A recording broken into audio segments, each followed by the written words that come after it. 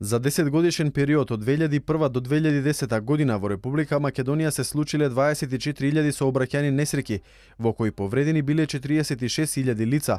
Оваа статистика станува уште повознемирувачка земајќи во предвид дека за овој 10 годишен период дури 4.320 од повредените биле деца, додека загинале 79 на возраст до 13 години. Токму поради овие бројки денес започна кампањата за остварување на националната стратегија за нула деца жртви во сообраќајот, под мотото едукација, превенција и етика во сообраќајот, чиј покровител е председателот на Република Македонија Ѓорѓе Иванов. Председателот во денешното обраќање посочи дека главната цел зацртана во стратегијата е преполување на бројот на жртви во сообраќајот и најважно елиминирање на бројот на деца во сообраќајните незгоди. Нашата најголема обврска денес е да ги подготвиме и оспособиме младите правилно и безбедно да се однесуваат во сообраќајот како пешаци, велосипедисти, при детските игри надвор од домот и во близина на улиците. Македонскиот председател потенцираше дека кон овој предизвик мора да се пристапи со голема сериозност пред се во зголемувањето на јавната свест. Министерката за внатрешни работи Гордана Јанкуловска предупреди дека секој активен учесник во сообраќајот носи одговорност за својата, но и за безбедноста на останатите.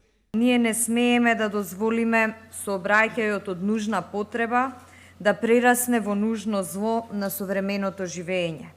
Своевидна лотарија во која на коцка ќе биде ставен макар и еден човечки живот. За жал, токму бројките го тврдат она вознемирувачкото. Имено според податоците на Министерството за внатрешни работи, пресметките говорат дека во нотираниот 10-годишен период дневно на сообраќајниците во Македонија се случувале од 8 до 9 сообраќајки, каде што во некои од нив имало и настрадани лица. При тоа речиси на секој трет ден неповратно се губел по еден човечки живот. Во споредба со минатата година во текот на овие 9 месеци бројот на сообраќајки е зголемен за 138, односно евидентирани се 3261 сообраќајка, во кои се повредени 5016, а загинале 113 лица, од кои 4 се деца.